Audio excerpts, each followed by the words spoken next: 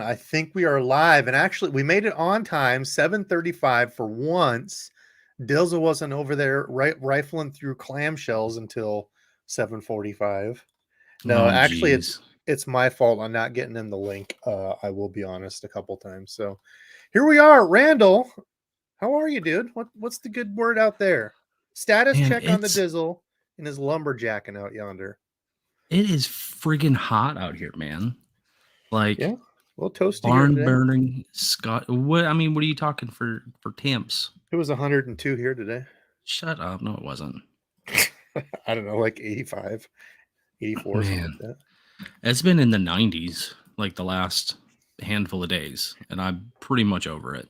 Why does everything have to be a competition, even the temperature of whose I'm state is I'm hotter? not it's not a competition, but I did catch some frogfish the other day. Is that, did I see Jonathan Davis in the chat? Is that Yep. Jonathan Davis from Korn? I think probably. Yes, he's a huge fan. hmm You did hmm catch some frogfish the other day. Did you? You just tickled my fancy there, feller. What Yeah, frog were you so using? um I don't know which scum frog it is, or not scum frog, but why can I not? Why am I blanking? What is the I don't what's know. one we They both have like? multiple. Is it the Not trophy not or the scum launch? frog, the Launch. spro frog. Oh, the bronze Sorry. eye. Okay. Okay. Yep, Yeah. with the God, what is it? It's not the one with the fire tiger belly. It's more of just a yellow belly with some black lines on it. I'm not sure what color it is. I want to say Amazon. Is that right? Yes, I think that sounds about right. But yeah, Yeah. Okay. I uh I like it. I been doing decent on it. I mean, It's a good it one. scared the crap out of me the first one. Well, here's the crazy thing. I was throwing Ike. Ike has a buzz bait with somebody. I don't Hmm. remember who Ike's I buzz don't know bait that one. is, but he's got Mike Ike in LA, obviously, has a Yeah. buzz bait, and it's got like this weird little notch in it. So Is instead it of having a Molex? straight across, yes, I think it is a Molex. I want to say Molex. Yeah, he works with them. So I was throwing the Molex Ike, and I had a small little blow up. I wasn't really paying attention, not paying, hardly any attention at all. Had a blow up, missed it because I set the hook like a special person. And guess what I did? I threw in a follow up bait. Granted, it was a Texas rigged worm, but it was still a worm. And there was a fish that bit it. You old fish catching SOB. Well, that's what we're Yep. talking about tonight because that's a perfect segue, Randall. We are talking about fishing facts or myths. So it popped up on my Google when I go to the Googles and look for something. The Googles will often do like your, I don't know what the hell it is, suggested or what, like when you scroll down through Google, like news and suggested hmm stuff. One of them was fishing facts and myths. And afterwards, like I clicked on it because obviously I'm like, oh, this is interesting. What's going on here? Clicked on it, started looking through some stuff, and then I found a couple other websites today. I was like, well, I think this would be fun because a lot of these, I bet a lot of people are, I would say, like believe in, and a lot of them might be things that people have never thought about. I don't know. Maybe I don't know.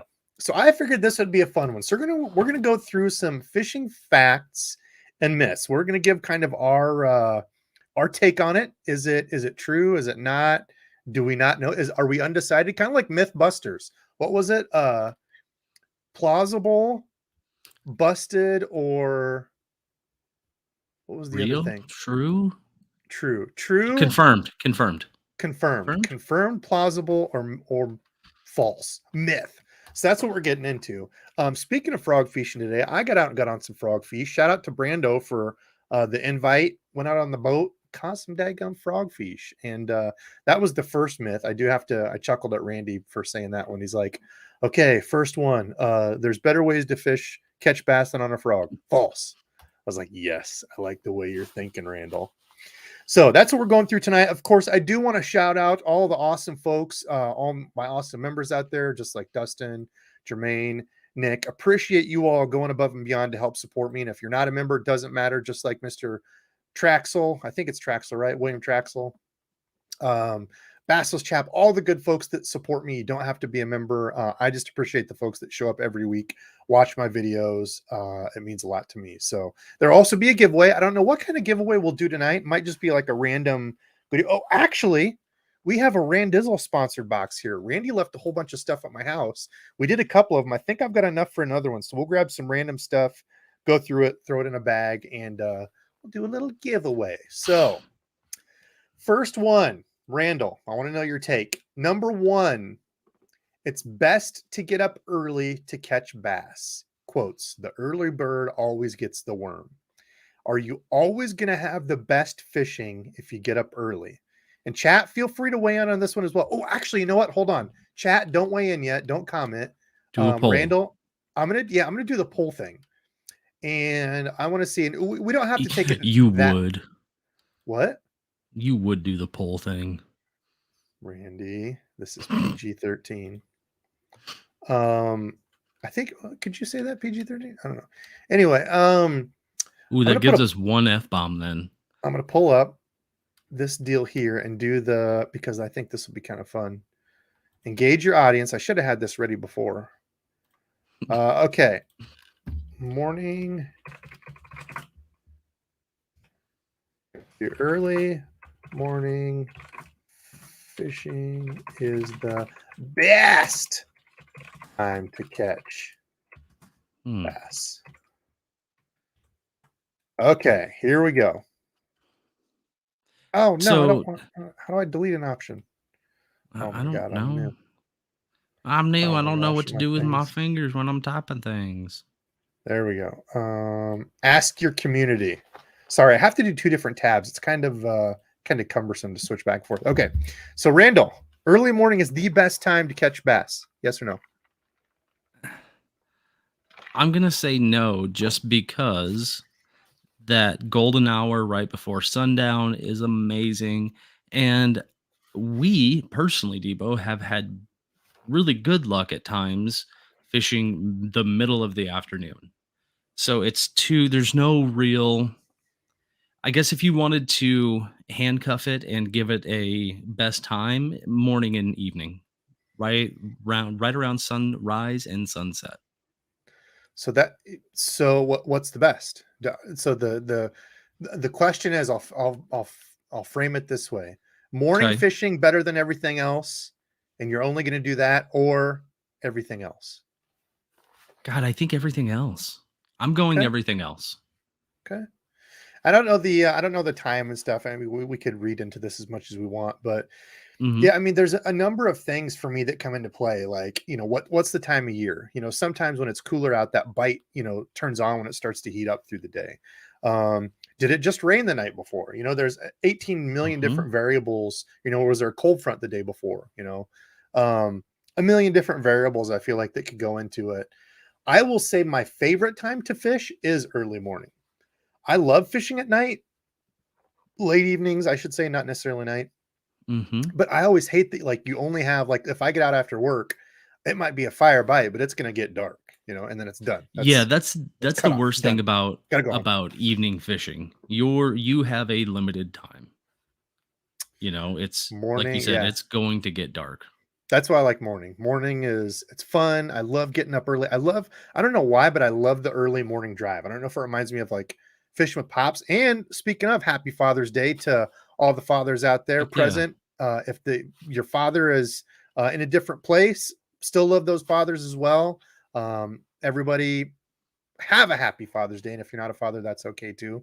Love y'all. But I don't know if it reminds me of those early days or what, but I love the Those morning drive, especially when those I'm going early to. days driving along the country roads, back country Yep, roads, and you see yep. that the fog coming up off of, the creeks Yes, or the little farm ponds the or whatever it is, lowlands.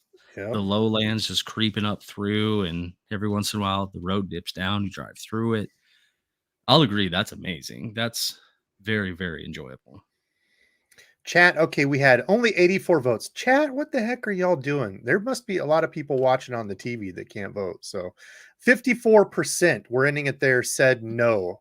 Early morning is not the best and or the only time to, quote, catch fish, I think is what this one said. But Yeah, I don't know. A billion different ways you could answer that. We're not going to Right. read too far into them. Okay. Question number 2, and I should get it ready on my magical pull board here. Let's see, what was it? Bass won't bite if it's too hot or too cold. Bass won't bite. Can I copy and paste? Be a lot Yeah, more probably. efficient here. Work smarter, not harder, dummy Debo. Keep Don't it know how simple, to look. stupid. Yeah. Oh my gosh, it does. True. I'll get this ready while we're going here. And okay. There better be, how many people do we have watching? I didn't know how big of a live it would be tonight since it was late and it's a Friday or a Saturday night with weekend stuff. People extra long. I don't know how long. Little Rich says there's a UFC tonight. UFC tonight. Yeah, we got 165 people in here. People will start trickling in. Invite your grandmas, your aunts, your uncles, your best fishing friend. I don't care who it is. Invite them. Get those numbers up here. If we don't get over 200, I'm not doing a giveaway. That's the deal. We got to have 200 people in here for a giveaway. Buzzing. I'm setting the stage. Invite all your friends. Okay, so Randall, what do you think? Bass That's won't 100. bite if it's too hot false. or too cold. That's false, man. False. Come on. 100%. So There's been so many times that we've been out in like the super dead, like I just said, middle of the afternoon. That day that we went out with Matt down in Snaketown, USA, wherever that was. where it was It 18 was, bajillion. I think it literally was 110 heat Yeah, indices that it was day. insane.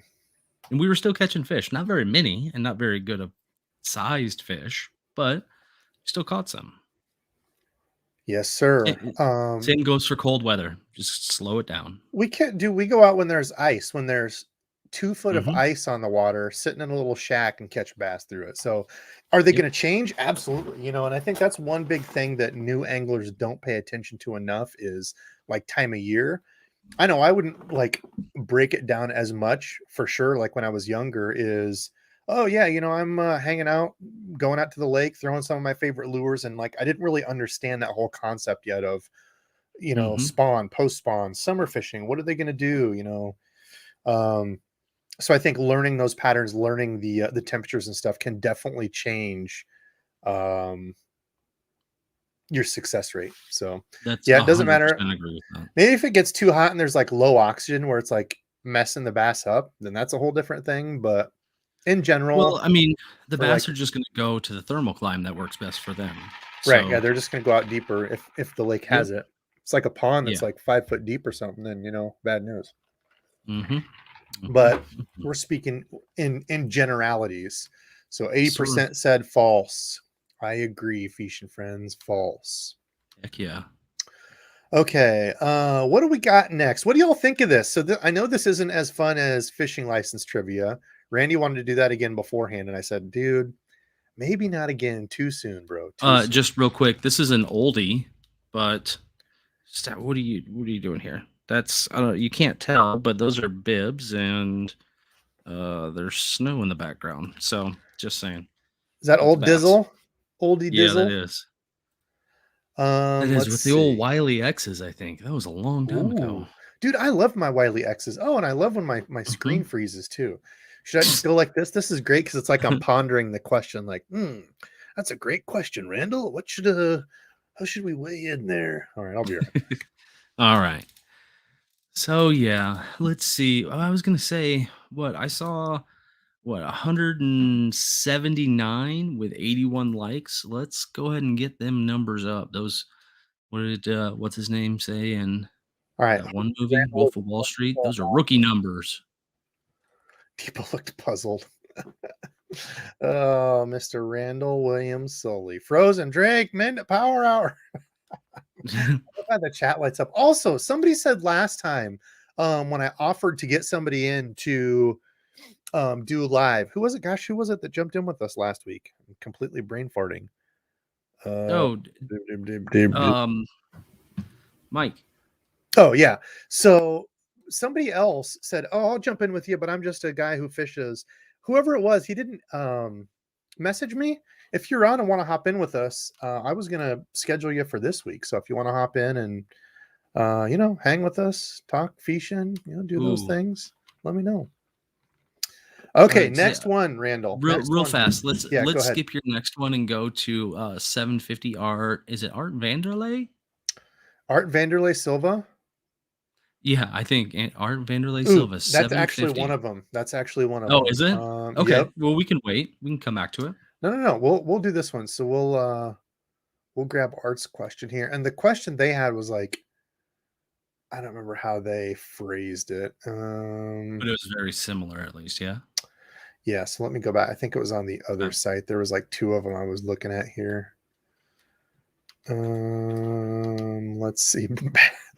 One of their questions on this site was bass can't learn because they have too small of brains. I think that's what it was. Yeah, conditioned to lures. So here we'll steal Arts. Where's Arts at? 750. Okay. Oh, I Mhm. can't copy and paste. Oh boy, Hold on. you gotta What if I type it what if I out. go to start? Well, here, you know what? What works even better than that? Boom, Art. Okay. Do bass get conditioned to lures? Randall, what do you think? We've gone back and forth on this. I've answered this one a few times. I think it's got to be a yes, right? I don't know. I can't answer I for you. I think it's a yes, just for the simple fact that I've fished bodies of water where at one point in time, same conditions, like same everything.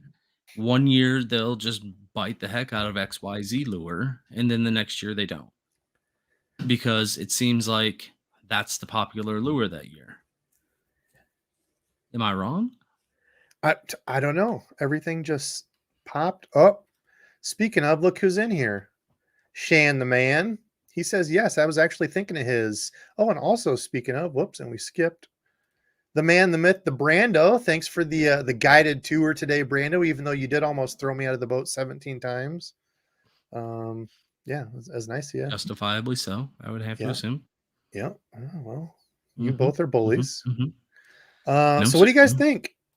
Shan It says looks like yes. I know Shan's talked about it before. That he says absolutely. So I go two ways on this. So I understand the thing of can they understand a pitch or a sound or like even a sight maybe. In the article they talked about a hook. They can learn like once they've been hooked that they can associate that to artificial lures. bad. So Yeah. my thing is, what is the time frame on that for when that dissipates? Are we saying that if they eat a chartreuse crankbait once, they're always going to know a chartreuse crankbait is not good?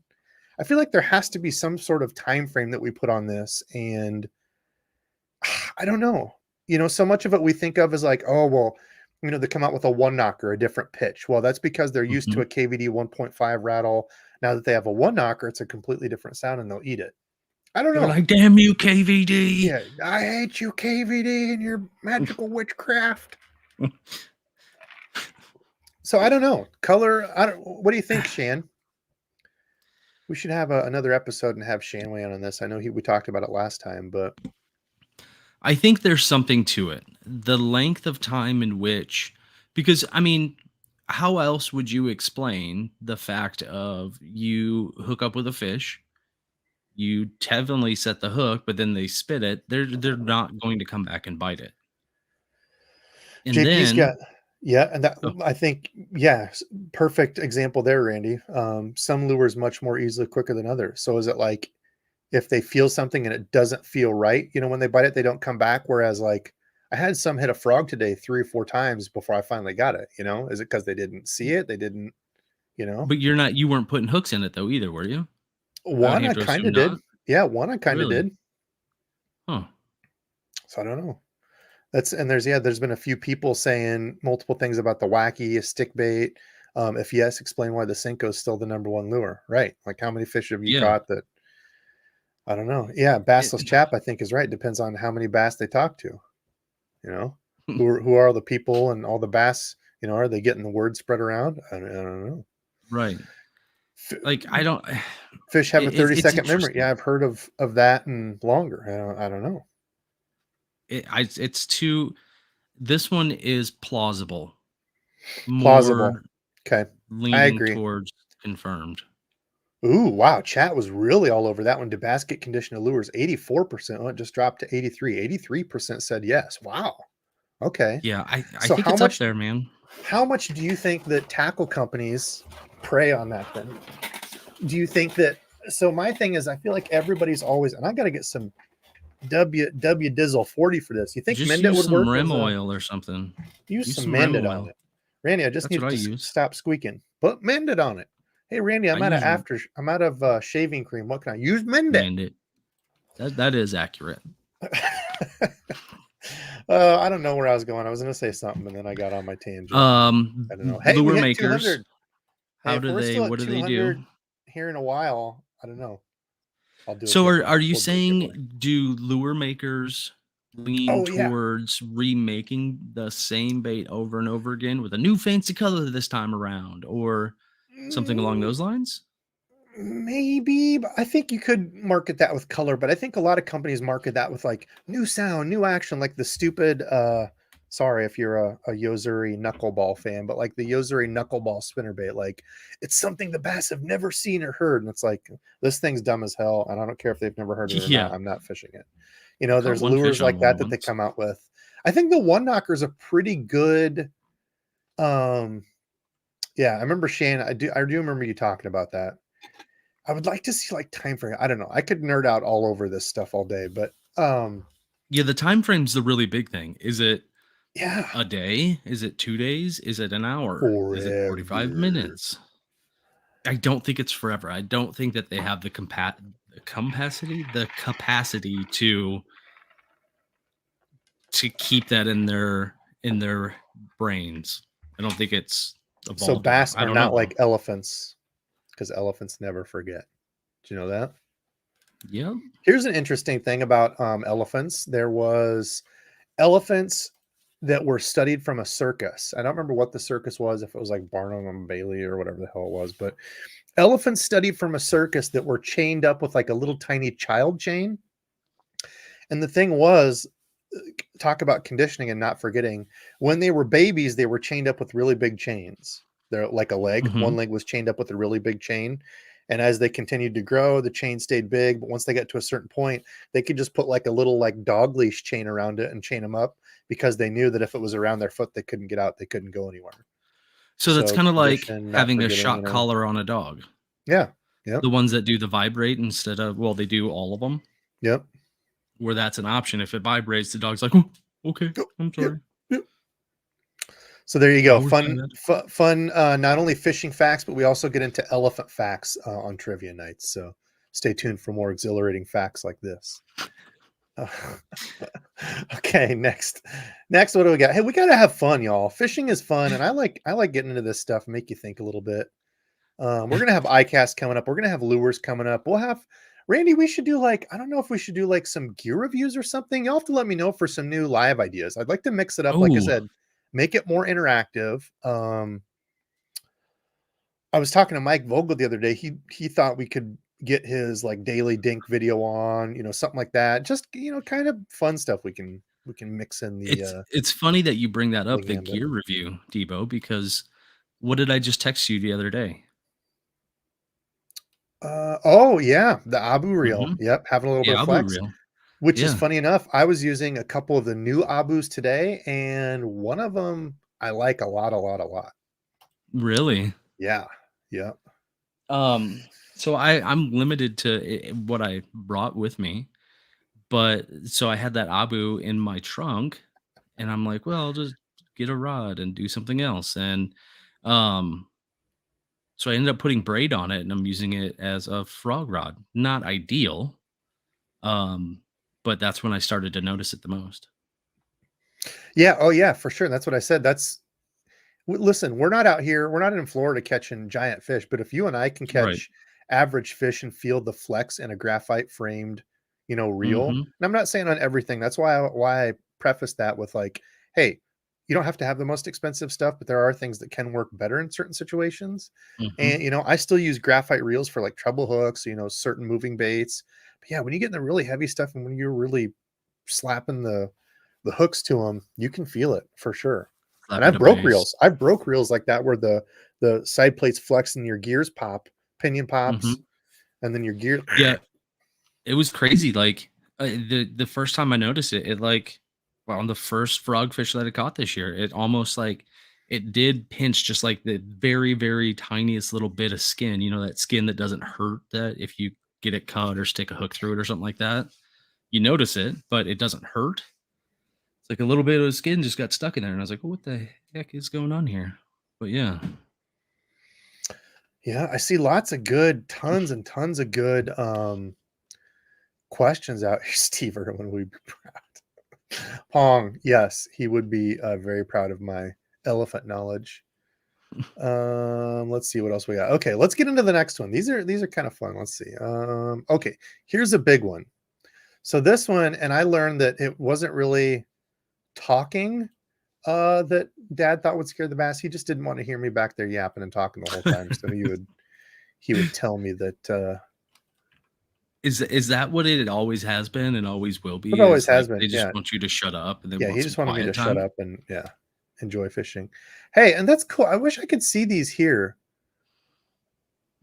So Oh, it on must be, yeah, like on, so I see Philip Cheek, member for 17 months, show them something they've mhm. never seen or something they eat every day. Show them something they've never seen or something they eat every day. So I think he's I saying maybe like match the hatch type thing. I think Match that the was hatch more in reference versus, to the conditioning talk that we had going on. yeah. I just don't know what the difference was there. So hey, look at that. Stephen Dacey, welcome to the Dink Squad. Did that show up on StreamYard? Oh, it did. Okay. So I'm glad Mm, I'm not missing those. I don't know why Phillips didn't show up. I don't know. I don't know all the ins yeah, and outs of this crap, but okay. I don't use StreamYard. I just do the thing with the Next stuff. question, Randall.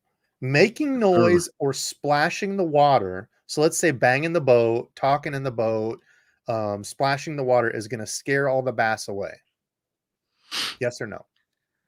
I think splashing 100% yes.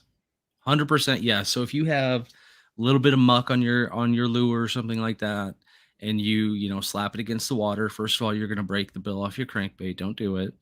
Or just crack your crankbait in half. Again, don't do it.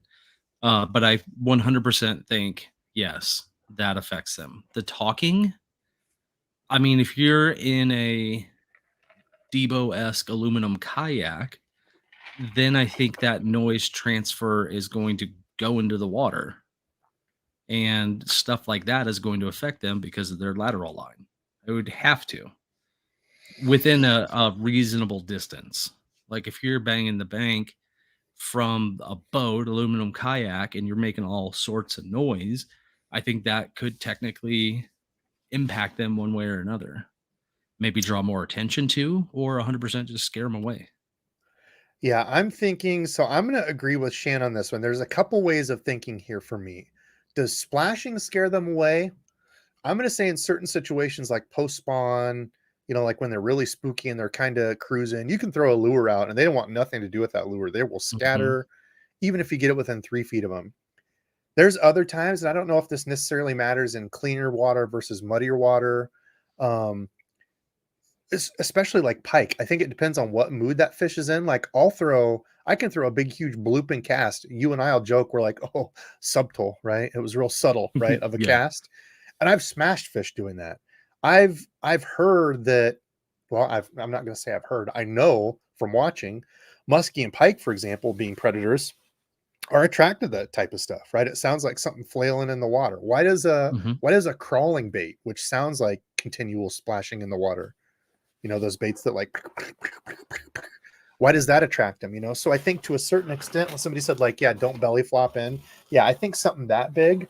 But I think depending on the time, sometimes bass are really spooky, other times I don't think it matters. Talking in the boat and talking around, I don't think so. I think it's once you start doing stuff down in the water where those vibrations are going to travel and they can feel Mhm. it on their lateral line. I think that's definitely a big thing. So if you're, yeah, clanking around in the boat or drop stuff in the boat.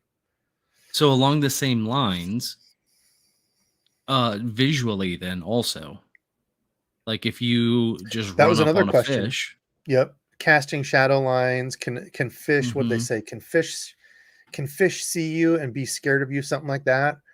Bass, I don't think as much. I mean, it certainly can, absolutely. But the first Oh time yeah. I really noticed that was when my buddy Brady, I don't know if he's watching. I don't know. I haven't talked to him in a long time. I need to reach out. But when the first time he took me trout fishing in a stream, Oh yeah. dude, any sort of like movement close to him, they were gone, man. They were spooky as hell. I couldn't believe it. Like Hmm. he was like crouching the spot. He's like, we need to get over here. I'm like, what the hell are you doing? He's like, dude, they'll see you and scatter. I'm like, yeah, oh, sure enough, they did. So I would say some fish more than others. Bass, I would say, I mean, I've walked right up on bass before and caught them. Others, you know, like you said, you can cast Yeah. a shadow and they're out. So maybe certain Mm. times, certain, that's a good one too. Trout. So Yeah.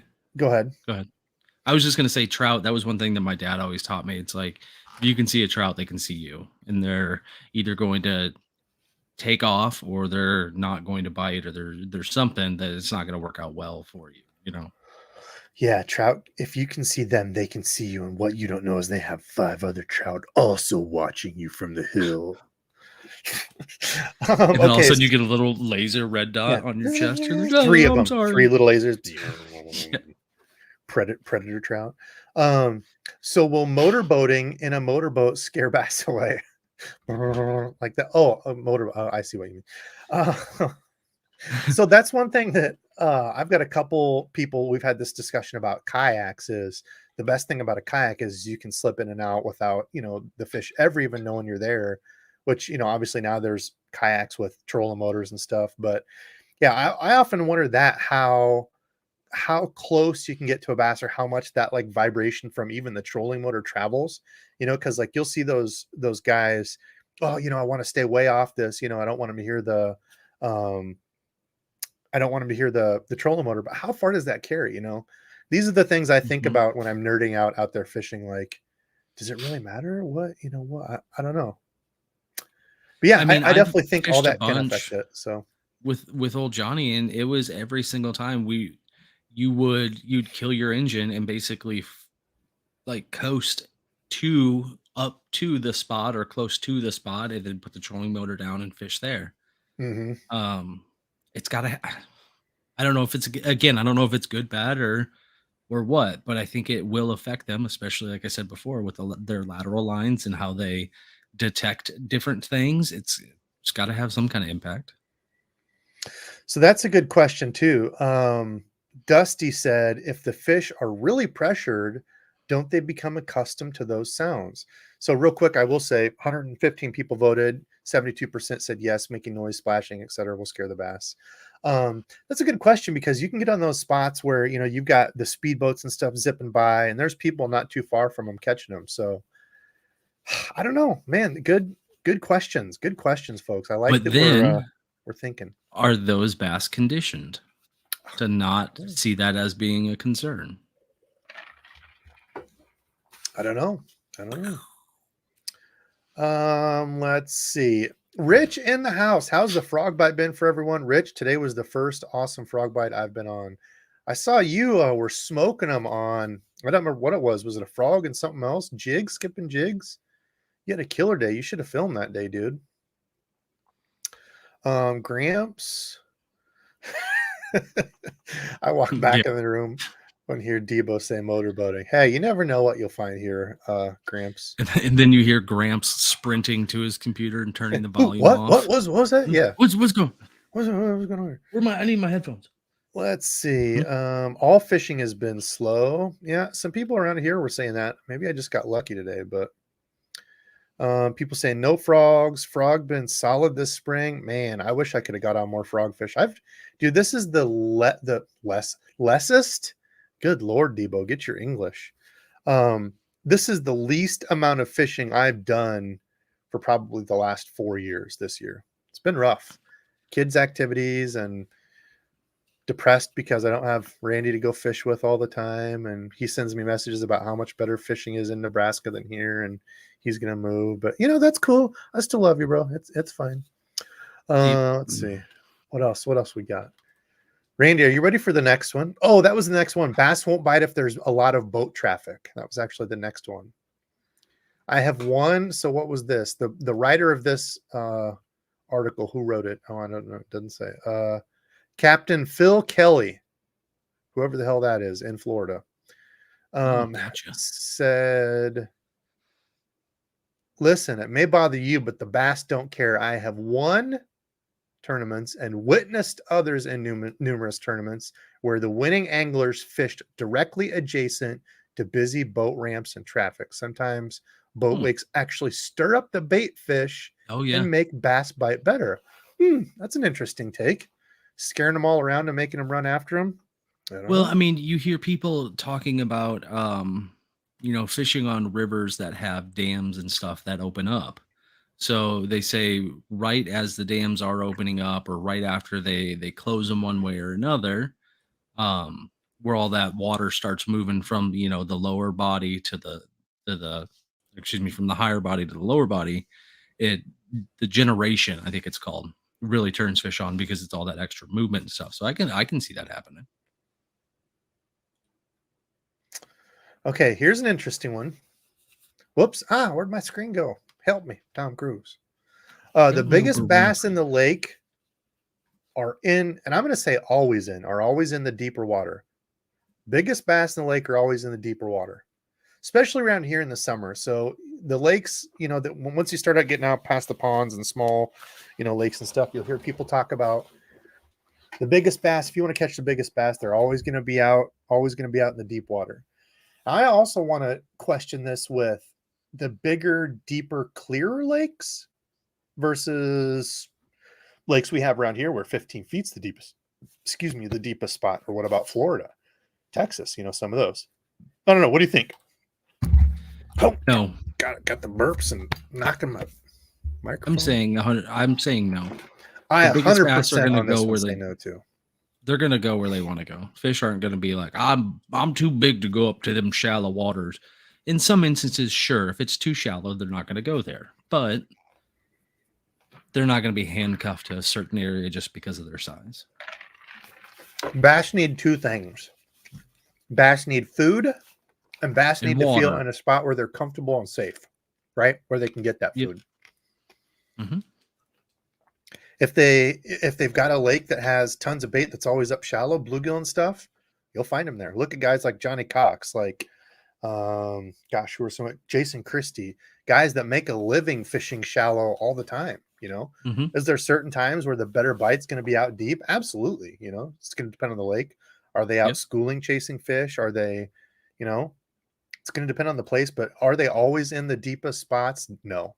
I've had some of the best fishing days fishing almost dirt shallow, and time of year, right? So that's I'm going to say where we would throw that out because obviously during spawn they're generally going to be up shallower, not always, right? But yeah, no, I mean I've caught. I think probably my bigger fish have come off of shallower water.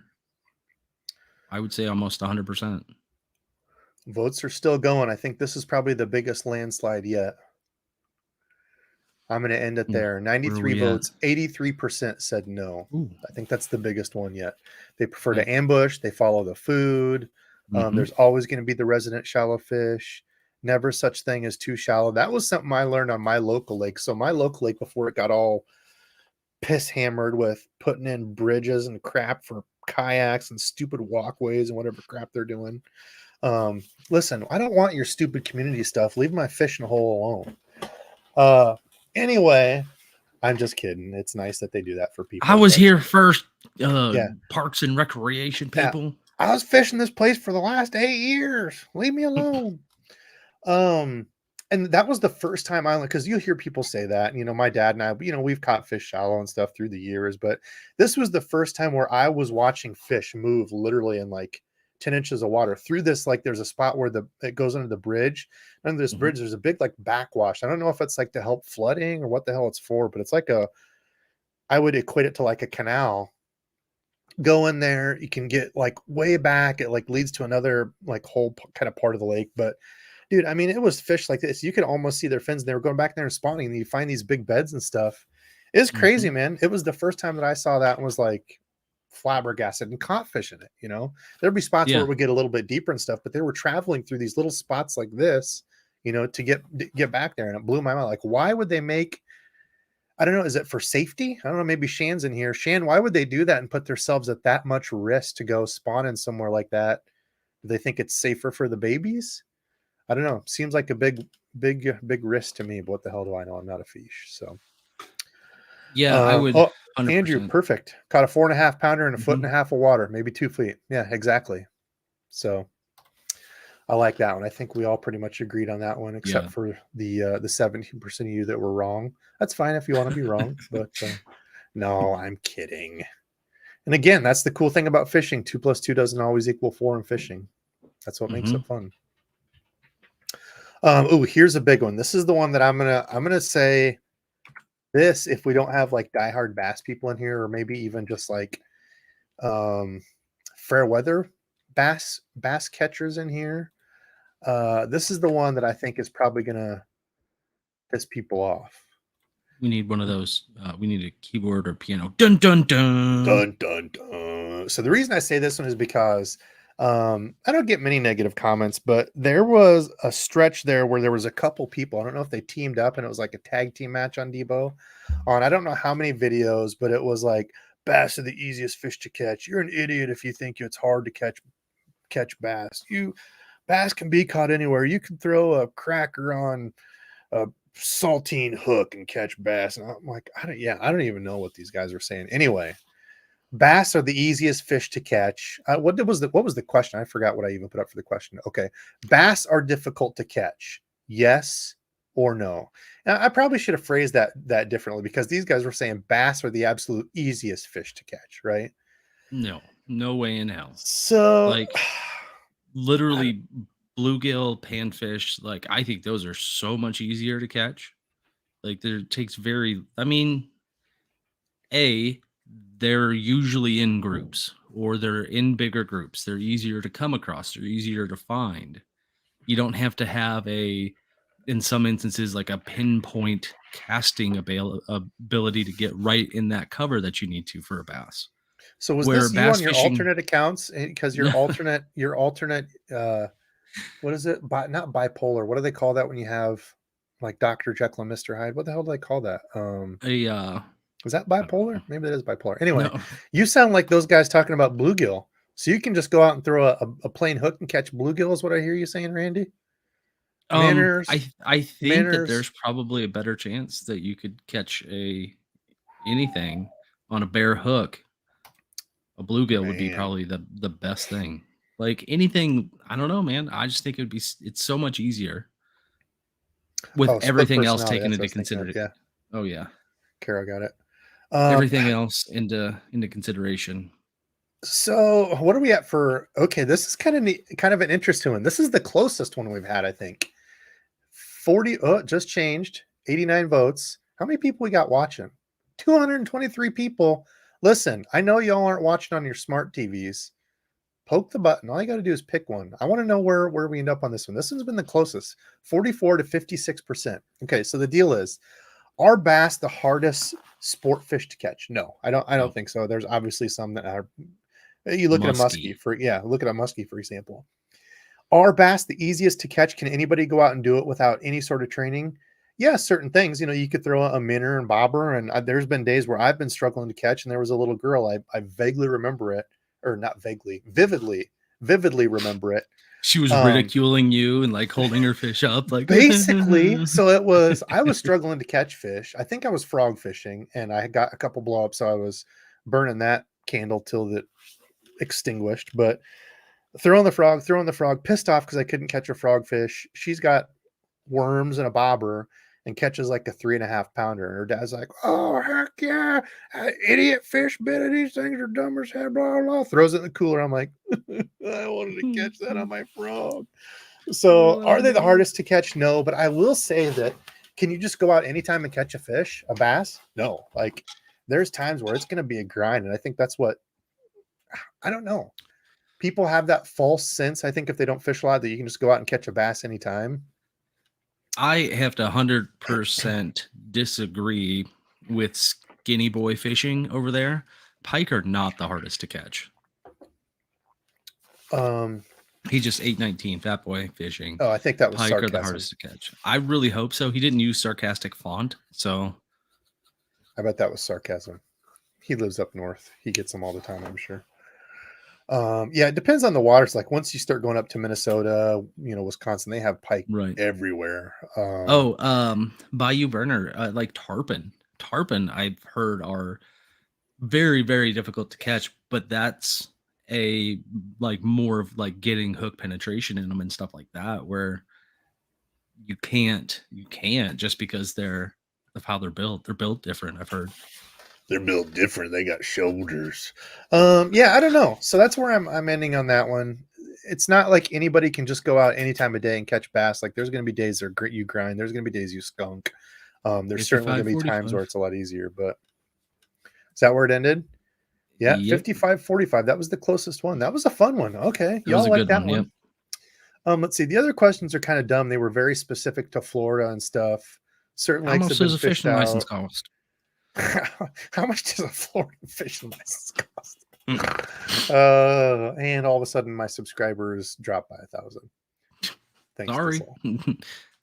Okay, let me go back to the other one. So this guy had some pretty funny stuff in here, like good thought stuff. So big lures, we talked about that one. Bass got little tiny pea brains and they can't learn. They're idiots. Why do you They're catch dummies. idiot bass all the time? Okay, here was an interesting one that I've always wondered this, how far on a regular day they do this. So the question is, and I shouldn't say it's a question, it's actually a statement.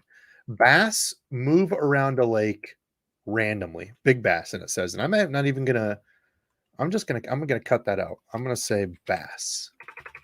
So let's just say bass move around a lake randomly. What do you all think? So if I go out in a day, are bass moving around to random spots throughout the day looking for bait? Do they have certain spots they patrol? How much are they moving? Mm. I know certain times are obviously going to be different than others, but in general, I don't think this one I'm going to say false. I don't think bass are always cruising, especially in the summer. And once you start getting into electronics, I don't think they're just moving around randomly all the time looking for stuff to do, right? You know, you see in the tournaments where they're stuck on a tree, where they're stuck deep in the brush, right? Mm-hmm. Once they start to, you've got like morning at night when you've got the feeding windows, or if it's like really cloudy, where they feel more secure, where they can do that. Again, they need two things, right? They need to feel comfortable in a place to eat where they can either ambush or, like I said, feel safe and have food, right? So I think, low light where it's got wind, where things are broken up and they're moving around looking for those. Obviously in the fall, I think there's more randomness to it, but I wouldn't say that it's just they go around randomly. I would agree to What's that. chat I think you could quantify it as they do move around often, but it's kind of a routine type of thing, depending on, like you were saying, time of year, stuff like that.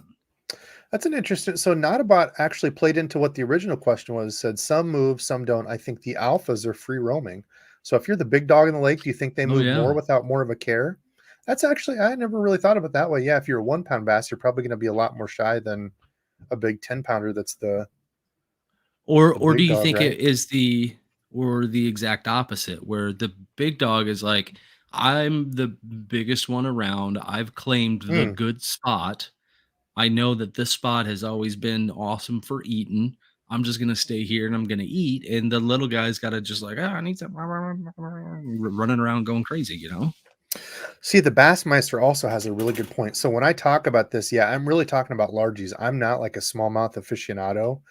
And like, even when I started first learning, like looking more into smallies, like, watching the tournaments and stuff more, really like focusing on that, probably, I don't know, what's that been when I started fishing again, 10 years ago, something like that. Yeah, probably. When I got back into it, I remember it was an old tournament. I don't remember who it was out there fishing a jerk bait. It wasn't KVD. It was somebody that was good at it. They talked about, catching the smallies on a jerk bait, how it was a perfect day, high sky. They got a lot of sunlight. They can see the jerk bait.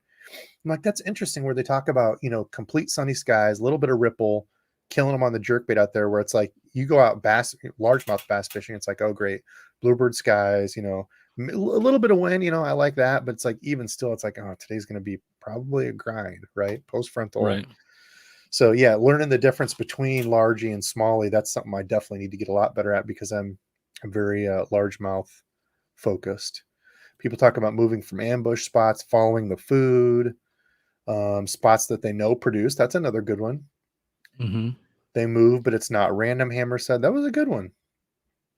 Okay, Yeah, I well, think we'll a answer lot of these Mr. Random questions are answers. actually like somewhat contradictory towards the other questions that we've already answered. It's like, yeah, they totally move because they know where it's at because they're smart enough to remember where the food is, but they're dumb and they'll never eat a hook twice or they'll eat hooks all the time or you know what I mean? Oh, there's a whole other thing. If they get conditioned to people throwing cranks on a certain point that always gets hammered because it's the popular point of the lake, do they move Mhm. off that and then fine? But I I don't would know. never think that they would because that's a good point. There's probably bait there too. Yeah, right. Yeah, There's there's something that food keeps there. the bait fish there. Yeah. Okay, Mr. Randall Williams Soley with the question here. So once caught and released, where does the fish go? Now this is an interesting one too because you hear this people talking about this a lot in during spawn, right? Does it Mhm. go back to where it was or somewhere different? Is it smart enough to remember where it was? Yeah, so this one I think You doing a poll on this or not? no, that's a big one to put in there. We're just going to Okay. discuss this one. All right. What do you got? What were you going to say? I I I'm got gonna my say egg. they go home. They go to that comfortable space because it's like if not, if you go to a fishing tournament, the launches or wherever the weigh-ins would be you wouldn't be able to put your boat in anymore because you would just be it would be nothing but fish all up in that area. So They I think they definitely return. that's an interesting thing though, because once released, I don't know how long they stay there. I've heard this before, and I think we talked with Shan about this. Once released after a tournament, they stay in that. A lot of them stay in that general area for a certain amount of time, right? So If they don't die. if they're not dead, yeah, if they're not belly up, maybe that's what he was talking about. Certain amount stay there for a while. Shan, those are actually all dead bass that you were watching in that study. So no, They're I'm not kidding. sleeping. Yeah, they don't sleep belly up. Yeah, I don't know. I don't know the deal to that. I will say during spawn, I'm not against catching spawning fish on a bed and stuff. I think if you catch it and put it right back there, I think it's best. Can they find their way back? I'm sure they can. I mean, it's like a dog, having that sixth sense, like they can find their way back. Mhm. A lot of the time. Some of them are just gone, like my old Right. dog. But um, yeah, it's been it's been a long time ago, but that's when I was little. Dang. Um, Yeah, I don't know, dude. I don't know. That's an interesting one. I don't know. I'm not a bass and I'm not a smart fish studier Well, I person. mean, they have to have studies of sorts because I mean, how many fish get tagged in a year, or how many fish have been tagged over the years? I mean, they should have some sort of um, like some sort of data behind this. I have to assume it's probably more often than not they're going back. I don't know. Ooh, Hmm. Dave. Oops, and sorry, I deleted that. I don't know where your question's at now, but studies done show that they have an amazing GPS. Yeah, so kind of that built-in, they know where they are. I've heard this too, Kevin, that they can find their way back, especially on beds. I'm still not for it. I would rather have them put back. Oh, Oh here's yeah. Shan. Yeah, I think we talked about a lot of these with Shan. Some find their way back, others don't. It's about 50-50. Okay. Yeah. So again, like dogs, some of my dogs have ran away. Some of them have stayed with me. Depends on the dog. How good is their built-in GPS? Um, let's see. People, yeah, good conversation. I like this. I like spurring good thinking conversations here. Hmm. Some people saying weeks. Somebody said a day. What is this? Shan, I don't know if that was real or what that was in reference to. He said no, but I saw a YouTube on it. It was good. Hopefully it wasn't one of mine. I don't know what the hell I'm talking about half the time. I just make crap up. So um lots of other good and we're down. Jeff, what am I invisible? I don't know. I just saw your deal there. If I Yeah, missed it, I'm going. sorry. There's only a bajillion comments going through here, my friend. If you have a question, Jeff, type question in big caps and then your question. That was a good one from Jermaine. Speaking of handsome devil, New York State record smallmouth swam way back across the lake. Okay, let's see. Let's go back to there was I think two other good questions here. Then we'll get a giveaway roll, and then it will open it up to. Here's one. So I'm not going to put this as a. Actually, you know what? Screw it. This is my live. I do what I want. Yeah, do what you Fight want. me. Fight me if you don't like this question. I don't know the Come at me, answer to bro. it. Yeah, come at me. I'll fight me. Moon phases don't matter. I don't like because that's like a double. Okay, moon phases, we're gonna say matter. That's easier to answer. Moon phases matter. Yes or no? Okay, so we hear people talk about it all the time. I think there is definitely something to, excuse me, to like a full moon coming up. What's the actual science behind it? I don't know. I hear people talk about obviously when the It's the moon's up, waxing gibbous. Let's get out there. it stays it's the moon's up, so they've got light where they can stay out and hunt more. It tends to make them work and look for stuff more. I don't know what it is about it, but I do know that leading up to a full moon it does tend to be better fishing. But then they talk about like the night of the full moon, or like after it's dying off because it was so bright, fish could continue hunting through the night. Like the hunter's moon. Yeah. So I don't know. What do y'all think? Chat, let me know. So Rob Hammer, I says think, yes. I kind of don't know nailed it. why. Hammer said, but it's not the only factor. Not the only So factor. Yeah. I'm assuming they're implying that it's a good factor, but not the only. So the only thing too that I like, and like I said, like the days leading up to a full moon always seem to be really good fishing. I don't know if y'all have used this thing called Bass Forecast. Randy and I use it. I don't really trust a lot of like the days, like numbers that they give you. But one thing I really like about this, and same for musky fishing, right? They talk about the moon window and then like oh, what's it called? Well, actually, I'm here. What the I think hell? I it's don't look at waxing it. gibbous. Oh, minors and majors. They talk Oh, about that a yeah. lot, like musky fishing. Like there's certain times where there's bite windows where you have a higher, probability of getting that. But it talks about like sunrise, sunset. It's got all that on here, and I'm not sponsored by these guys or anything. It's just me showing you what I use. Sunrise, sunset. It gives you all that, and then when you go into it, you can. Is it calendar? Yeah. So calendar. So it shows you like the whole moon phase where you're at. What's leading up. So okay, I know full moon's going to be this day. Fishing should be good. So what the hell does it all mean scientifically? I have no idea. I just know that like when full moon's coming up, the days coming up to that tend to get really good. So yeah, as a musky angler, yep, I've heard musky guys the most talk about it. What else is chat saying? I don't think Shan's in here anymore. I was hoping he would have some Scientologist specifics. Some bait fish are translucent, so maybe they show up at night. That's good. Yeah, maybe especially like smallmouth and stuff, they can see better when they're sight hunting. Low and Rob. high atmospheric pressure. Real quick, I will say this for Okay, yeah. sure. Absolutely matters because interestingly enough, my other hobby, if I could show you here, is fish keeping. And this is something I remember from back in the day. Fish So you keeping. say we haven't had a update in forever. Well, yeah, I need to do one. But fish will spawn, like when I'm talking about aquarium fish that spawn way more than, bass that can spawn every 14 days to 30 days, are triggered by a low pressure movement, right? When a rainstorm's coming, and that will trigger them to spawn, drop their eggs. And same, like we were talking about before, pressure in the water, vibration in the water, they can feel that pressure. They kind of equate it to, if it's 90 degrees out, you'd feel hot and sluggish. It's like, do you really want to go eat a big, huge pizza? Probably not. That's kind of how they equate the bass to real high pressure. Is slows them down a little bit. It makes them a little bit more funky, lethargic. So yeah, that's all I had to say about that. That's all I had to say about that. What else? Okay, so what was that one? Well, hell, now I forgot the question. Oh, moon phases matter. Ooh, that's the biggest landslide yet. Yes, 92%. Oh, it just dropped. 91% to 9%. That was our biggest landslide. I didn't think that would be the one. Wow. Okay. Yes, they matter. I can't give you the scientifics behind it. Not a smart man, but yeah, I can agree that it does. Does Yeah, matter. I know I'm not quite sure who it was, but somebody did mention that those where you said kind of similarly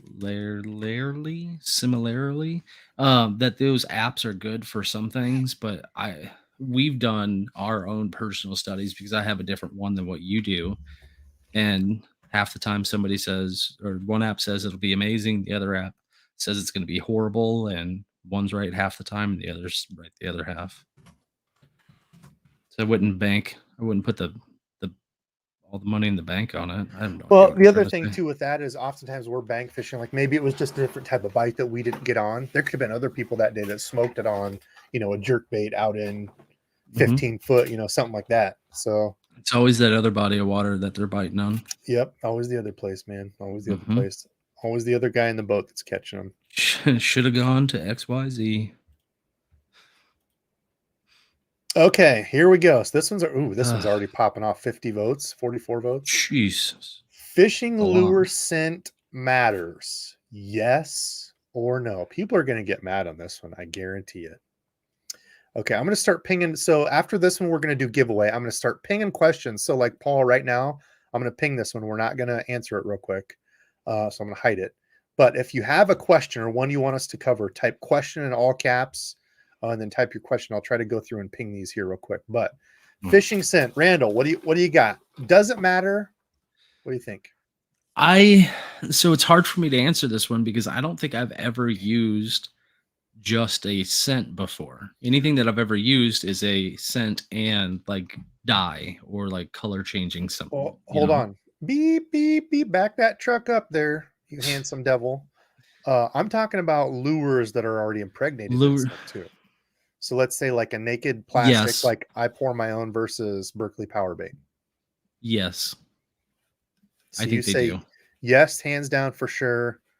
This is whatever the They don't Mythbusters used. This is fact. it's plausible. Very plausible. I don't think it hurts at all. It's something different. Oh, there's Um Shan. Moon studies were inconclusive, but barometer changes were proven to ooh. increase. Yeah, I can 100%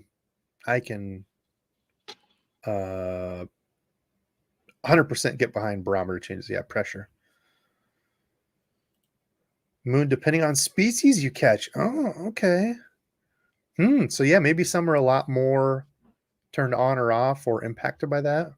I know I saw a couple of comments um, that kind of went along those lines of X, Y, and Z fish do this and Yep. that. Yep. Okay, I'm trying to ping all these. All right, here we go. Ooh, most recent comment, Mega Buster, I think Jesus, made a Shan, we very should have good just had point. you on tonight. I'm sorry, man. I should have grabbed you before. Scent matters for Um, catfish. Mega Buster says, scent might matter for a very slow moving bait. Do you think what type of bait you're using is going to be impacted more by using scent? Oh, Jason B said, what about the answer sometimes? So a lot of these were not, I would say, inconclusive or based on, what Their should I opinion. say?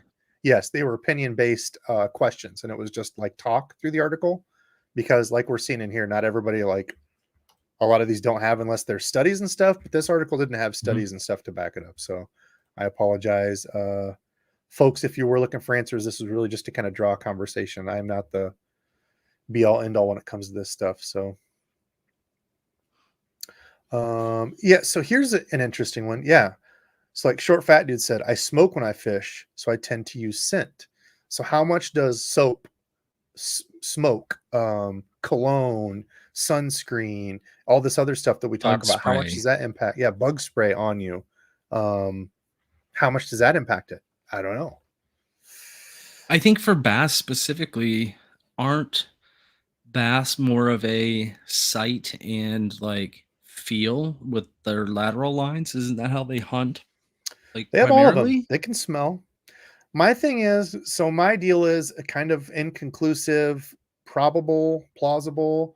My deal is if I get one with a scent that I'm confident in and I've caught them on a lot, like for sure, hands down, my favorite scent is power bait. Stinks, smells like a dead crawfish. Not sponsored by Berkeley or power bait or anything. It's just I feel the most confident in that one. It's a good fishy smell that I feel works. So to me, it's kind of like insurance. Would I catch the fish without it if I was throwing that worm in there? Sure, probably. Is that scent going to hurt it? I don't think it's going to hurt it at all. I think it's going to help me, even if it's maybe only a couple more fish.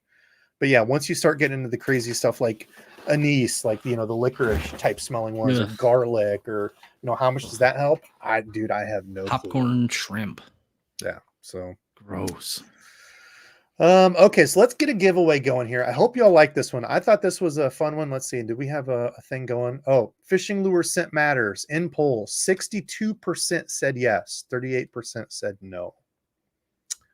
Interesting. 144 votes on that one. Okay, It's so funny that you say that is your favorite scent when we all know that coffee scent is amazing. No. I'm talking not me huffing the bag. I'm talking about confidence in like helping catch fish for sure. Yeah, I mean, I've had to slap them out of your hands before because I'm like, dude, you're smelling up all the smells. Give it back. Quit huffing the coffee scent Strike Kings. Oh, it's so good. So good. Okay, so we're gonna start collecting comments. God, somebody already guessed it. That always cracks me up to see, like, has somebody already put this in as the guess. All right, so let me present here. Well, I haven't presented it all tonight. Good golly. All right, hashtag myth. Busted. Funny enough, the third place I ever fought in my my mixed martial arts career was at the Myth in Minneapolis, Minnesota. Fun fact, it was a nightclub. It was actually an amazing venue to fight at, but myth, hashtag myth for tonight's giveaway. I think we'll do a random grab bag out of the Dizzle sponsored box here. I'll give you a bunch of lures, 50-ish, 60-ish dollars. You'll probably get a little bit more because I threw some of mine in here too. You'll get a good box of stuff. Let's see. Okay. Mythbusters. All right, let's go. I'm surprised you haven't covered bigger bait catches bigger fish. That was one in there. That was one of them. It said, "Oh, big baits, only big baits will catch the big fish." And I'm like, I feel like that's been disproven so many times. Now, I guess it depends on the way you catch it. Will bigger baits generally always catch the bigger fish or the biggest fish in the lake? That I think is definitely up for debate. You see those guys catching the giants on the swim baits and stuff. There's a reason they're so popular. But do you always have to have a big bait to catch big bass? No, definitely not. Whoa, yank my earbuds out. Okay, Paul, I don't know the answer to this, so this is probably not a good one. But what are the primary colors of bass seas? I don't know, dude. I've gone back and forth on this. I've seen multiple studies from different people. Like I think they said like red hues and something else. I read another interesting one that said the color spectrum that bass see in mixes colors. So like purples, I don't remember what it was. Purples, maybe it was reds, and something else like all looked brown in their spectrum. So it was like it didn't really matter that much. It was more of a contrast thing, like a green vegetation would contrast more against like a black or a brown lure. Tequila sunrise. Yep. So Paul, I don't know the answer to that. We need to get somebody smart on here to tell us this stuff that's actually done the studies. That'd be cool to get like a fish scientist that's done all this stuff in a lab. Mr. Bucklight, question: how do you read the water and can figure out what color lure and bait to use? Man, we talked about that one. Was that last? I think that was last weekend we talked about that. My thing is I'm really bad about switching colors. I'm way more apt to switch lures. So like if I'm throwing a spinnerbait and I feel like it's kind of on the edge of like, I think a spinnerbait should work and I'm throwing it, I'm not getting any bites, I'd be more apt to switch from a white spinnerbait to like a white chatterbait than I would be to keep that spinnerbait locked in my hand and start messing with the size of the blades and like the exact color of the spinnerbait to tie it or to dial it in. So I feel like I realized something today while I was out fishing. I am more apt to change, but only if I have something that has a trailer included with it. Like if there's not a trailer or a plastic that's changeable. So if I'm using, like throwing a Texas rig, sure, I'll change that out often. If I'm using a jig, I'll change that out often. But if I'm using like a single solitary bait, like a spinner bait or something like that, I am less apt to actually change that out for color just overall. Like I'm going to fish this until I break this off. I'm not going to change it for some dumb reason because I'm so stubborn. Okay. Yeah, you're in the camp said, of it's tied on, I'm throwing it. Better work. yeah, pretty much. Okay. Stubborn. Stubborn. Yeah, I'm more of a lure changer than color. So I can't give you the correct answer there, man. I would say once you lose confidence in it and you're not fishing it the way that you should, I think you should Mm-hmm. switch up something. So I think that's something we don't play enough into it is once you get into that zombie mode or once you get into the pissed off, you've already given up mode. I'm not going to catch anything. Why am I even out here? Your second get like you're not going to catch them. Why does Do damn something fish that not you're even bite what I'm throwing? They should want this. It's yeah. awesome. Do something that you're confident in and have fun. I mean, it could be South, changing up something as little as your retrieve, though. Also, you sure. know, Yep. Absolutely. Southeast Georgia kayak bass fishing. Do water levels matter? Absolutely, water levels 100%. matter. So we don't see it as much here, but in the lakes where they start to drain them and you see those drastic drain offs, drop Mm-hmm. offs, I can for a fact around here talk about like the lines that we had, the contours of the bank where it would Mm-hmm. come down and it would hit like a pretty hard drop off like a ledge where you could always count on fish. The past few years here, it's been so dry that lakes where I would normally fish 3-4 foot up, that's all dried off and down. So where there might have been a good Mm-hmm. drop off or where it might have been a whole log was submerged, it's dropped Yeah. down now enough that like the water's just barely or the log's just barely even underwater stuff. So I think it definitely changes stuff up. Same in the opposite direction when it floods or when you get a crap ton of rain. Mm-hmm. A local lake here, there's a couple other lakes that I fish in. When you get a hard rain, like it's raising it a foot or two, right? Not for long, but it takes fish a few days to adjust to that. It's not like it floods and then fish zoom right in and up there. A few days after that, you'll start to notice those fish are chasing the bait and stuff up in there in the newly submerged or flooded, bushes or trees or whatever wasn't flooded before. I don't know if that's because like the bait fish take a while to react to, or I don't know. I guess I don't know the exact mechanics behind that, but it's definitely not a instant thing. And like bank fishing, you're gonna notice it probably. Well, I think I take that back. You're gonna notice it regardless whether you bank fish or you fish from a boat because there's just stuff that was good, like you were saying, isn't good anymore because it's not out there. G fan in the house. G fan, how are you, man? I haven't talked to you for a minute. I have not painted your bait yet. I owe him a bait, a special bait. I will be getting that back. I plan on doing a painting video because I haven't painted since like December, I think. Haven't touched my airbrush. Been near a fortnight. What? Nah, I'm just saying old timey words. Let's see. A bassless chap with a funny one. Let's see. I am going through. I think I've pinned the questions. Here's a good one. Ooh, that's an interesting one. Okay, sorry. Just pin in questions here. I told people to do the big question stuff. thing. Yeah, caps. I'm trying to make sure I grab all these because there's some good ones. Okay, now it's all the myth stuff. All right, let's pick a winner. I'm not going to scroll through this. If your question's there, once we start going through these. Myth busted. There's a good one. Oh. Jason. Got some good ones there. Okay, let's see. That's an ugly SOB right there. Scare away your daggum mice. Print that picture. You don't need to use mouse traps. Fact. That's a fact, Randall. Don't even question me on that one. Okay, ready for a big box of lures and fun stuff and cool Be things. present to win. Must be present to win. Yep. Randall, give fun it. Stuff. Give him the present to win. speech here. Sorry, Canadian brethren, we'll figure something out. Don't worry about it. Yeah, God, I've forgotten everything. Lost in tackle. Oh, and Philip, I tackle. emailed you. I don't know how long it takes, but I emailed you your gift card. He's one of our Canadian brethren who won a couple ago. So I don't know how long it'll take. I don't know if I'll get like an email confirmation, but I did email you, so you should see that coming here soon. Okay. Lost in tackle. Are you present? Are you present? Is this Jim? This must be Jim Tackle Junkie's other account. Because if he goes in his basement, I feel like he's automatically lost in tackle as much as that guy has. Gratz lost in tackle. Yeah, you must be here. Lost in tackle. Sorry, man. Still looking. Still watching.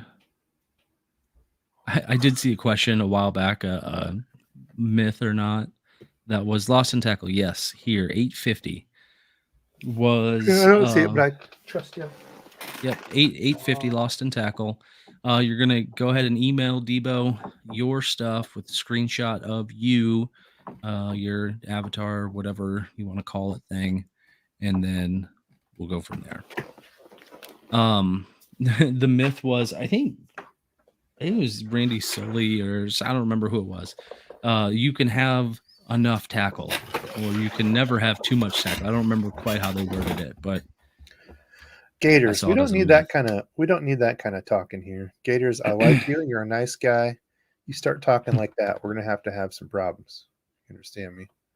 That's Jim. Jim has the tackle addiction. He has the problem, not me. Okay, I'm just kidding. Let's see. Here we go. Let's Have talk you ever watched his about unboxings before? let's burn through some of these. Okay, that was the last one we did. All right, here we go. So this is we're going to do some rapid fires, and then we're going to get out of here because this is a fun one. I know people probably have plans and stuff, but okay.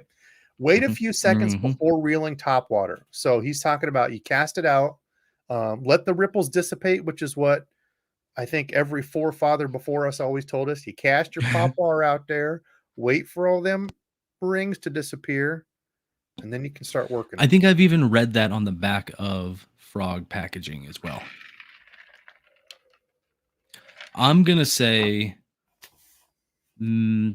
sometimes. Sometimes you don't even have an opportunity to wait for anything to dissipate. If you throw it just right where it needs to be or whatever, the fish are just gonna blow up on it instantly. I mean, Depends on the mood. Yep, I completely agree. Like poppers and stuff where I'm like really target fishing, I let it soak. And okay, here, I'll back up a step and say not only before reeling it, but I will say don't, and I talk about this a lot on what video was that? I might have talked about it on the last one I just did with the top water, but not counting out a pause in your cadence, or I guess I should say using a pause in your cadence more, because I feel like that pause, even mid retrieve, could really trigger them. Whether that's a frog or like a walking bait, like just killing it there. I still remember it's been a few years back, but I turned on my camera and I went to pop the bait for the first time and it smashed it. And I had my battery died and I almost started walking it and working it. And I remember thinking after I caught that fish, would I have caught that fish if I had just been working it like I was before? Or did it just sit there that long, as long as it took me to change the battery in my GoPro, fondling around? it just pissed that bass off just enough. Yeah, It's and it like was the just bass is waiting like, get out of here, and it didn't move. And yep. And then as soon as I popped it, man, it just hammered it. So so it the was like bass was like, somebody hold me back, and nobody held him back. So yeah, straight up kill. All right, question: fact or myth? On a boat for a good laugh. So banana on a boat. I'm actually intolerant bananas, avocados. Like my body doesn't process them. I'm not allergic to them, but like, yeah, my name Debo. I can't eat bananas because it gives me the poopies. So bananas, avocados, they will never be on my boat because they're disgusting and I hate them. Actually, I like the taste of banana, but my gut doesn't. So guacamole is so good. yeah, I disagree. I have no data to either Yeah, I confirm don't or have superstitions like that. mythalize that. Some people I do. do It's okay have to be the superstitious. first cast myth is real. It's not a myth, it's real. proven facts. Studies Yes. have proven it. Okay, swim baits, i.e. gliders, yes or no, and why? From Adam. Gosh, I can't even touch on this. I know they work. I know there's certain times they're great. I am definitely not the swim bait, glide bait guy. Paddle tails, like absolutely. Yeah, they mimic bait fish great, but like the big ones and stuff, I'm not a believer. I know there's guys that will grind them all day, but I would rather. So here's the deal. I feel people in that train of thought talk about I would rather get 2 bites for big giant bass that will eat that glide bait versus I don't want to just catch a bunch of fish. I'm a Midwest nerd, bank beater by trade, and I would just rather go out and catch a bunch of fish. So yeah, I mean, it's I would like to know more. I just haven't put in the time or the effort to figure out what I need to do to be able to try to fish them. I would I will say say very this. possible. I will say that from our short times of fishing them, our limited fishing experience, I have Mhm. seen them call in and have big Oh, bass yeah. follow it a lot. Mhm. But my thing is like I'll call them up to a point, and people are like, "Well, if it follows it, you can just throw another bait in, and you can catch that fish." I'm like, "Where the hell did that Well, fish go?" Like I see him come up to the point, and I'll throw a fluke, I'll throw a stick bait, I'll throw a jerk bait. They don't eat it, but they followed my big huge swim bait. But mhm. didn't eat it. Wouldn't eat it. You know. Mhm. Okay, is matching the hatch really that important? By Mr. Pat Fahey. I will say that a lot of times presentation and location of how you're fishing it is more important than exactly matching the hatch. Like there's Mhm. no white and chartreuse fish out there, right? Maybe like hues of it in like a threadfin or something, but like there's no bright white and chartreuse fish, but I catch them on a spinnerbait, right? Right. So is that cast getting them to react to it in a spot where I know they are, that they're going to ambush it? I think that's oftentimes more of a deal. Now, once you get up to like, say, the northern lakes, I'm sure those guys would attest to if you can match the hatch better, size, shape, color in those cleaner, clearer, deeper waters. I think it's probably more of a thing. But I'm not saying it's Yeah. not a thing. I think it can definitely help, but I'm not going to say that it's like the be all end all. If you match the hatch, you will always catch fish. Right. I mean, how many times have we gone out fishing and you're like, "You're such a stupid guy. Why are you even throwing that? There's no color combination of any type of fish in the world that's like that." And then you kick me and stuff, and I'm like, "I'm sorry. Old I was Johnny, trying something different." old Johnny kicking our arses on a Oh, white and red white. jig. Yeah, a white All jig. whited I'm talking skirt about a jig. ball, yeah, a ball finesse jig, white with red on it, Yeah. crushing us. And what kind yeah, no. Yeah, Nope. there's no white and red unless it looks like a dead dying bait fish with gills and stuff. That's what Mhm. we thought, maybe like a shad or something.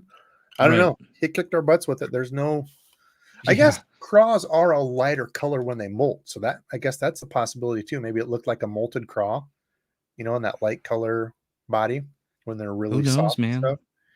I think Maybe. it's just timing, really. Really. That's all it Okay, is. BFS, the deal or waste of money. Well, Daniel, apparently you didn't look. The acronym BFS actually stands for big freaking scam. Did you know that? No, I'm kidding. So bait finesse system. So we're talking about like the bait casters and stuff that are supposed to throw these small finesse lures. Yeah, it's blown up, man. People love it.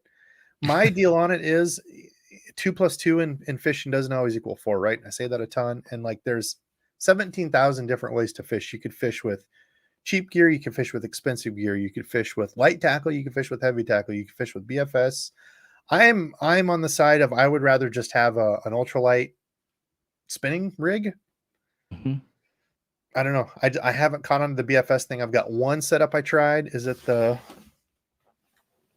it's either it's the SLX BFS I got JDM, and yeah, I'm not a huge fan. I do think it could be fun for like smaller crankbaits, some smaller things like like a Meps or something, like a rooster tail, but I don't know, to like see how small of a lure I can throw on a bait caster. I can throw that lure farther on an ultralight. So And I think it's more fun on a ultralight or smaller spinning combo, which is crazy for me even to mutter those words, but yeah, I'm especially taking coming from the guy that 100%. said you can go out and catch bluegill every time on bare hooks because they're so Pretty stupid. much.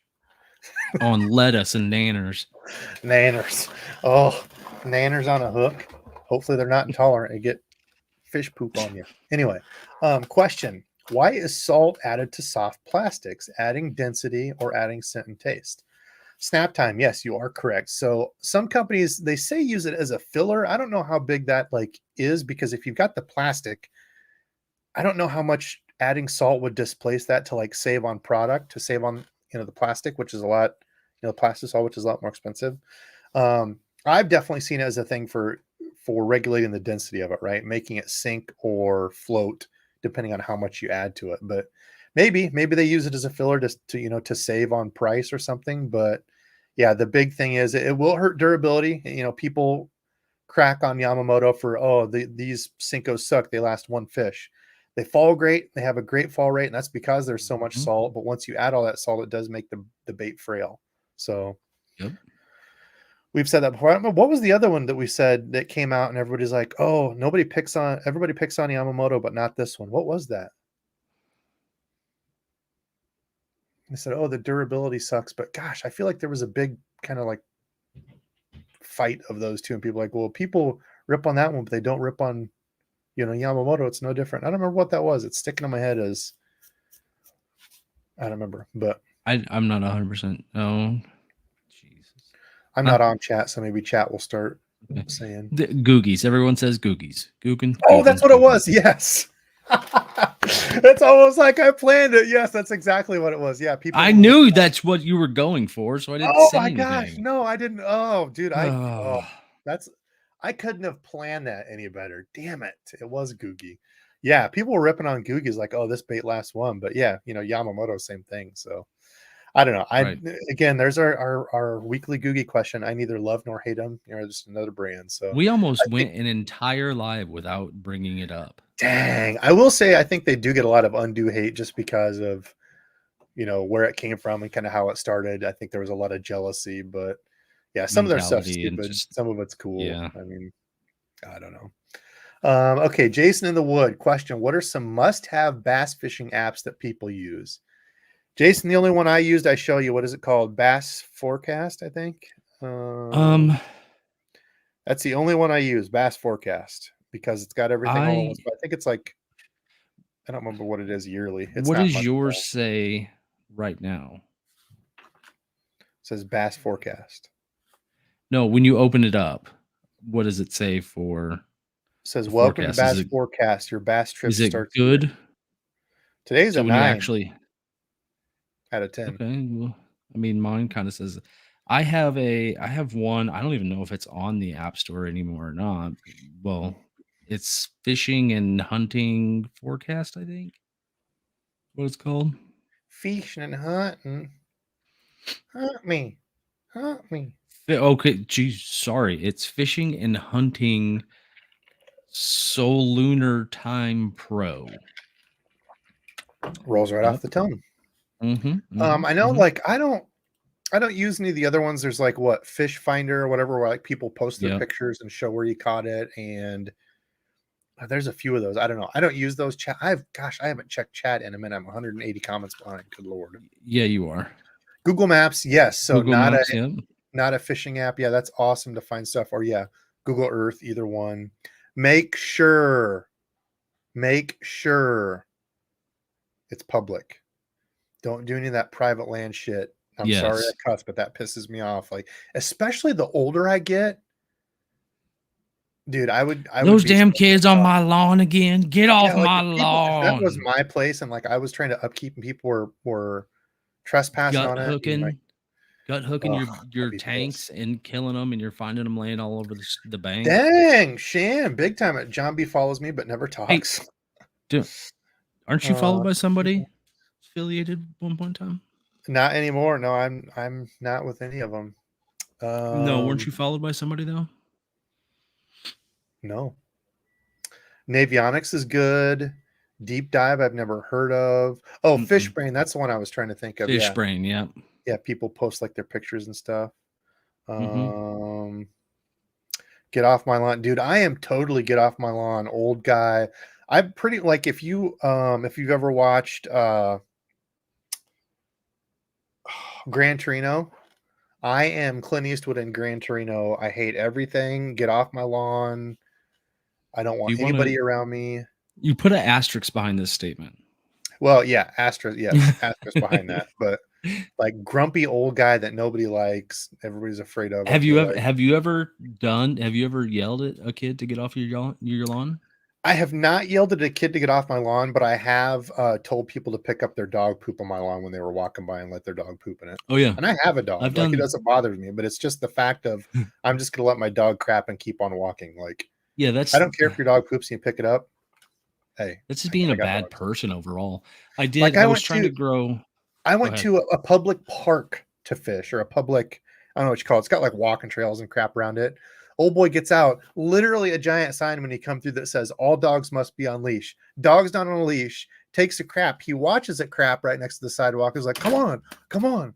And they go off on their way. I'm like, dude, I was so pissed. I was going to say something, but I'm like, I just want to go fish. And I'm probably going to knock this guy over and kick him in the face. I have yelled at kids to get off my lawn before, but to my defense, I did have burlap down and I was trying to grow grass and they were just like doing a jig on it or But again, something. like, so the thing is, you know, as a kid, I did stupid crap all the time. Like we joke about, like I had a moped when I was in, 14 through 16 when you couldn't drive. I had a moped to get around and like people picked on me all the time, like called me a nerd and there was like 3 of us. I'm like, hey, I can go wherever I want. I can go to the mall on my moped and you have to get rides from your brother and sister and mommy. So F you. But like, I remember we would like drive, there would be certain curbs you could ramp. Like, so we drive up in people's driveway and like ramp the curb and like back out in the street. And dude came out and was just ripping us a new one, like blood vessels ready to pop. And at the time I was like, dude, chill out. You know, what's this guy's problem? And now, like, I look back on that stuff and I'm like, yeah, I would be out there popping a blood vessel, wanting to kick these kids off their mopeds. So, God, you know what the worst I'm is? an old man. Is when you get a perfectly shoveled / snow blown sidewalk / driveway and somebody just for no other reason but just to like, I assume, piss you off, comes along and just like kicks the side of it and snow falls down and that perfect edge isn't there That doesn't anymore. bother me. Yeah, I'm not a stickler on that. That happens because even after you snow blow Wind blowing, well, yeah, drifting. the wind blowing. I'm trying to think the snow plow. You know, the snow plow is going to come by and push all that back up in your lawn, anyways. That's why So, you got to find out who the snowplow guy is and just happen to run into him some point in time and be like, "Oh, hey, buddy, what's going on?" And hey, then hey. you like it. This is a slow burn. You got to really work it in there and be like, "Oh, hey, do you have a snowblower? What do you guys do? Or what's going on?" Okay, last one. We're gonna end on this one. This is I don't know of any other better way to end DEBO'S Oh, fishing than this. What is the oh God help me? Where'd it go? No, and I knocked my private chat out. oh, Oh. geez. Okay, well the question was I don't remember who it was. I was gonna read it off, but what is the official size of a DEBO dink? I'm saying pound and a half or like I feel pretty good. Like if I'm catching pound and a half fish, I'm happy. Once you start getting like sub pounders and stuff, like yeah, that even I don't like catching those all the time. Like give me a little bit of meat. I feel Pound and a half, bad for him. I feel like I'm yeah, hurting him. pound and a half. I'll say I'm happy catching those. Anything under that's a dink. I'm gonna say I would say less than a um, pound. Mike Vogel 1 pound. kind of nailed it. Less than a pound. And again, you're gonna go. You have to go. Oh, you Be silly near at kayak elk hunt. people! All you silly measure and kayak people. I don't like to talk measurements. I like to talk weight. Don't Get like out of here measurements. with your rulers and such. A pound. Gramps, get out of Guys, here. I have had multiple people ask me for that. I need to get my butt on it. The thing is, like, I'm a stickler for hats. So the hat has Mhm. to be, I'm not just going to put my name on a hat just to get them out there. Shirts, I'm a little bit more lenient on because, I was talking to somebody about doing shirt stuff, but I I like the like 50-50 hats. blends. I don't want like an all cotton. So if I could Mm-mm. find somebody that could do that well, hats, I'm going to be really, really picky on though. But yes, I would like to get some out there. I don't want to Got have to about put a a bunch of work into it. I got about a dozen of hats behind me. Just saying. I like 12 and hats. under, they are the kayak nerds measuring your fish under 8 inches, 12 inch. I would say in like measurements, isn't like a 12-inch bass? That's like a pound. Shan, are So you still in here? So 14, their yeah, or Philip. rule of Oh, actually, thumb. Philip's in there. I just saw him. Philip would know. Philip, what's the measurement for a pound and a halfer? Like the Because what do they say? Like 22, there. 21 inches is pushing 5 pounds or something like that. Yeah, Shan's measurement thing. Yeah, Adam, I agree. Unless it's the 50-50s, like the cotton ones, dude, they shrink so much. And that's not just Tackle Warehouse. I mean, it's a free shirt. You can't really rip on them for giving you What a free shirt. what is But point nine? I don't understand. What was your question? Shan said point nine. Little Tommy said point nine. oh, I don't know, point 0.9 for a pound and a half bass, what's the measurement? It's not 9 inches, is it? Stubby for 1.5 is presidential 14 scale. inches. Okay, there we go. 1.5 is 14. Okay. Okay. So yeah, 14 inch. That's what Gramps said too. Okay. Yeah. So I mean, you're sitting there probably. Yeah, I'm okay Oh, with 12 that. inches, 0.9 pounds is what it was. Okay. So yeah, 14 incher is the pound and a halfer. So all right. Yeah, I'm good catching 14 inches. If I go out and catch a bunch of those in a day, it's still a good day. Obviously, everybody likes to catch giants. Like I wish I could go out every day and catch 5-pounders, but I don't know. I'm in definitely on the side of I just want to go out and catch a bunch of fish. I might not be able to do this in a year. So that's where I'm at. Let's end on a good note instead of depressing Debo not being able to go out and catch fish sometime. A 12.5-inch bass that weighs 1 pound is considered healthy. Okay. See, I would say we'll say 13 inches for you measurement nerds. 13 inches or pound Nerd. and a half. If they're under that, they're a dink. Is that ruler regulation? Yeah. Okay, so what do we got to end on? Give me something happy, Randall. What's a happy deal we can end on? Chat, give me something happy here. Let's get something happy. I mean, the biggest thing that I think everybody should take away from this evening is there really isn't a whole lot of water that is too shallow to fish, unless it's too shallow to fish. If you're throwing your lure up onto a mud bank, it's going to You're be gonna too give them a quick shallow. recap. Scents don't No, matter. I'm just Moon saying phases are wrong. moon phases are dumb. Debo doesn't do stuff. No, I'm just saying don't pass up those spots that you think they're too shallow to fish. Throw whatever wherever you Yes. want to. Just because that day that we were driving to that one lake, that the stunted lake, and we drove past that spillway. We're like, dude, let's just stop here at this spillway to see what's in here. I think I caught like 10 fish out of there. Granted, they were super small, but we stopped and we fished it. Don't be worried or concerned about fishing something that you think is like no good. Throw your lure. Doesn't matter what you're throwing, give it a try. Doesn't matter what size of fish you catch. And most importantly, even if you got an hour or less, get out and fish. Get out and fish. Okay, a few things I noticed. One, Shan the Man was clutch a number of times. Somebody else said hashtag Shan the Man. Midwest Fisherman said Shan the Man. Yes, Shan, thank you for your insight. Friend of the show. Always appreciate Shan. We need to get Shan on a bat line or something just in case stuff comes Hold up. on, let me call in Shan. Oh, dude, that would have been awesome if we could get him on the phone line. We get the thing that pops up says on the phone. We have like a little picture of Shan down there. Shan, what do you think of this? And he's just talking to us over the phone. Gosh, these are the things we need here. And then Gramps. So here's my thing. Gramps is lying though. I caught Gramps in his lie. Well, I know it now. Uh-oh. So he said over 12 inches is a keeper in bass tournaments. Under is a dink. Nerds, which I agree. Okay.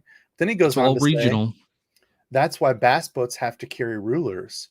But in all bass tournaments, and when Gramps fished out of his boat, he only talked about the weight of fish. Now that he's a kayak nerd, he always talks about, oh, I got a 20-inch fish.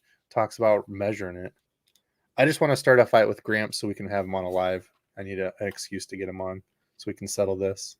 He's probably already off here. Gramps, you still on? I'm calling you a liar. I'm calling you out. Gramps was saying earlier that he's got to go because he's got to finish editing so we can go fishing in the morning. Man, dude, I got back just in time. Ask any boat angler. Hello, I know, I'm kidding. Yes, that's correct. I mean, they used to do that in what was it, bass or whatever. You'd see him pull out the ruler, that like the fancy ruler that hides like up in the front of the deck and like the little slot. Yeah, that's cool as hell. We love Gramps. I'm kidding, man.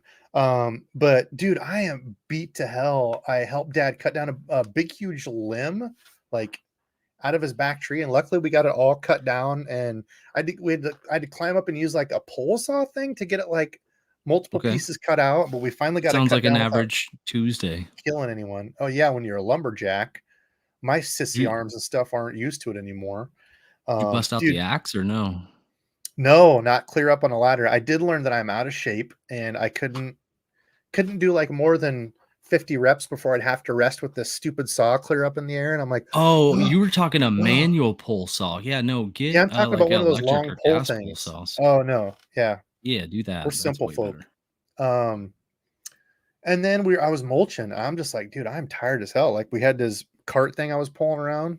Yeah, my fat butt needs to get working out a ton Should. more. So listen, we'll get some guests on. I feel like we need to get some guests on again. Guests are fun. Get some of that going. Otherwise, everybody have a good night. Appreciate everybody supporting and watching. I'll get giveaways out here soon. I have not forgotten about you all. Randizzle sponsored whiteboard. Love y'all. But that's it from us. We'll see you again next Saturday. Same place, same time. Love y'all. Thanks for watching.